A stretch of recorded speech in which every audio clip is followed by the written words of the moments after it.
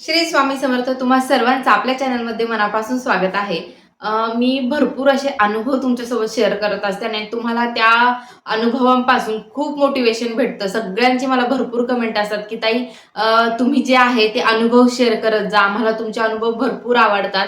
तर मी मागे इन्स्टाला एक पोस्ट टाकली होती की ज्यांना अनुभव शेअर करायचे आहे त्यांनी मला अनुभव शेअर करू शकतात. तर त्यावरती महाराजांच्या, स्वामींच्या लीला काय असतात, स्वामींचे अनुभव काय असतात, एवढ्या लोकांनी आपल्याला त्यावरती अनुभव शेअर केले आहे, की आता एवढे अनुभव पेंडिंग पडलेत, की ते व्हिडिओच्या द्वारे तुम्हाला सांगण्याची मला एवढी उत्सुकता लागली. आणि जेव्हा तुम्ही ते अनुभव ऐकाल ना, तर तुमचं स्वामींवरचा विश्वास आणि स्वामी नेमकं काय आहे, स्वामींच्या लीला काय आहे आणि स्वामींवरचा जो विश्वास आहे ना तुमचा, अजून दृढ होईल, अजून तुम्हाला मोटिवेशन भेटेल. एवढे सुंदर अनुभव आले.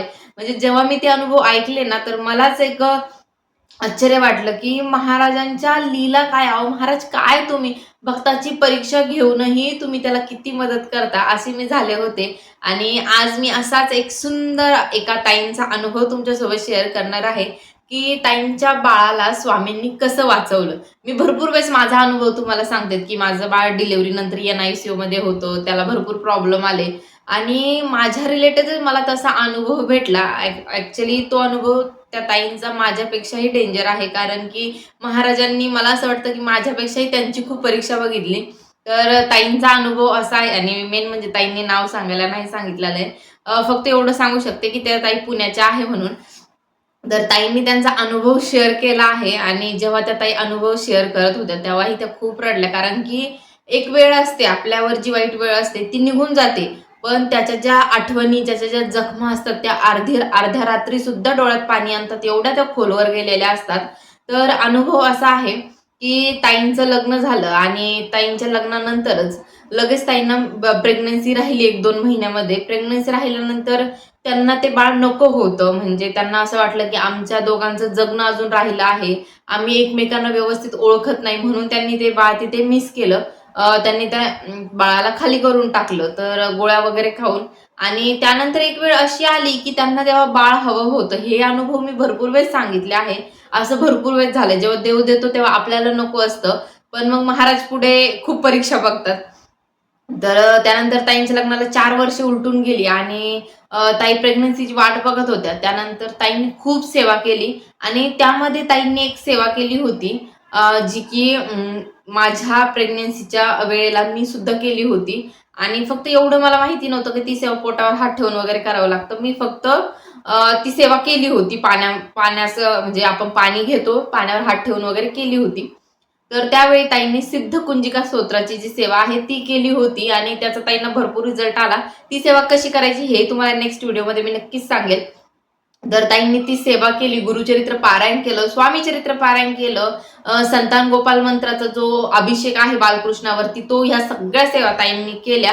पण ताईंना कुठेतरी प्रेग्नन्सी राहत नव्हती. ताईंच्या मनातील आशा संपत चालली होती, की मला आता बाळ होणारच नाही. आणि ताईच्या मनात एक गिल्ट होतं, की आम्ही ते बाळ काढून टाकलंय. त्यामुळे कुठेतरी स्वामी आम्हाला आता तरसवताय त्या गोष्टीसाठी. पण ताईंनी स्वामींची सेवा केली आणि स्वामी कृपेने ताईंना प्रेग्नन्सी राहिली. ही लग्नाच्या 4 वर्षानंतर ताईंना प्रेग्नन्सी राहिली. त्या प्रेग्नन्सीमध्ये भरपूर असे कॉम्प्लिकेशन्स आले. त्यांचा बीपी वाढायचा, कधी शुगर वाढून जायची. भरपूर असे प्रॉब्लेम येऊन त्या 7 महिन्यापर्यंत पोहोचल्या होत्या. 7 महिने त्या ताईंचे असे तसे गेले दुखण्यामध्येच. आणि 7 महिन्यात एक दिवस असं झालं, की अचानकच ताईंच्या पोटात खूप दुखायला लागलं आणि त्यांना इमर्जन्सीमध्ये हॉस्पिटलमध्ये ॲडमिट केलं. आणि तिथे असं कळलेलं आहे, की अ, बाळाच्या जवळचं जे पाणी आहे ते खूपच कमी झालेलं आहे आणि बाळाला श्वास घ्यायला त्रास होत असेल. तर त्यामुळे ताईंचं इमर्जन्सी सिझेरियन करावं लागलं 7व्या महिन्यामध्ये. आता 7व्या महिन्यात डिलिव्हरी झाली म्हणजे त्या बाळाला 1 ते दीड महिना ते लोकं काचेमध्ये ठेवतात NICU मध्ये. कधी-कधी बाळ लवकर रिकव्हर नाही झालं, तर ते अगदी 9 महिने त्यांचे कंप्लीट होईपर्यंतही तिथे ठेवतात. म्हणजे आईचे 9 महिने कंप्लीट होईपर्यंत तिथे ठेवतात असं. तर ताईंच्या बाळाला लगेच सिझेरियन करून डिलिव्हरी केली आणि ताईंच्या बाळाला NICU मध्ये ठेवण्यात आलं. पण एक आशा होती, की आता बाळ झालंय माझं आणि मला त्याला NICU मध्ये ठेवलं, तर तो डॉक्टरांच्या ट्रीटमेंटला बाळ कुठल्याच प्रकारचा सपोर्ट करत नव्हता. ना कुठलंच काही करत नव्हता. कारण की आपण म्हणतो की भरपूर जण 7व्या महिन्यामध्ये डिलिव्हरी होतात आणि त्यांचे बाळ चांगलेही राहतात. पण काय झालं माहिती नाही, तो बाळ कुठल्याच ट्रीटमेंटला सपोर्ट करत नव्हता. त्याला श्वास घ्यायला त्रास व्हायला लागला. बाळ अगदी व्हेंटिलेटरवरती गेलं आणि ताईंना खूप रडू आलं तेव्हा.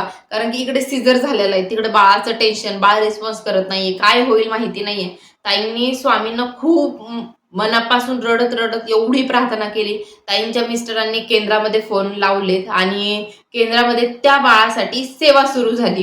तर केंद्रामध्ये त्या बाळासाठी स्वामी चरित्राचा पाठ आणि भरपूर अशा ज्या सेवा आहेत त्या घेण्यात आल्या होत्या आणि जो बाळ एकाही इंजेक्शनला सपोर्ट करत नव्हता, ट्रीटमेंटला सपोर्ट करत नव्हता आणि ज्या बाळाला डॉक्टरने सांगितलं होतं 2 ते 2.5 महिने त्याला एन-आय-सी-यूमध्ये ठेवलं जाईल, ते बाळ अगदी 1.5 महिन्यामध्ये सुखरूप होऊन घरी आलं आणि आज त्या ताईंचं बाळ आता 11 महिन्याचं आहे. पुढच्या महिन्यामध्ये त्याचा बर्थडे पण आहे.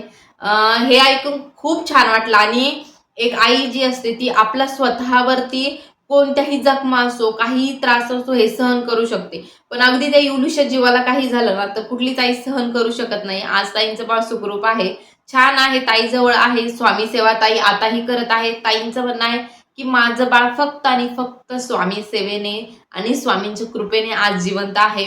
आज त्याला जे काही सुख भेटत आहे, ते फक्त महाराजांच्या कृपेने आमच्याकडून चूक झाली. पण महाराजांनी परीक्षा घेतली, पण ताईंना खूप चांगलं दिलं. म्हणजे ताईंना आता अपेक्षाच नाहीये, की त्यांना दुसरं बाळ होईल की नाही. पण ताईंनी महाराजांनी त्यांना एवढं सुंदर बाळ दिलं, की त्यांना आता अपेक्षा करण्याची गरजही नाही. ही आपल्या महाराजांची लीला असते. तर तुमच्याकडेही असा अनुभव असेल तर नक्की माझ्यासोबत शेअर करा. व्हिडिओ आवडला असेल तर नक्की लाईक, शेअर, सबस्क्राईब करा. श्री स्वामी समर्थ. सेवा करा.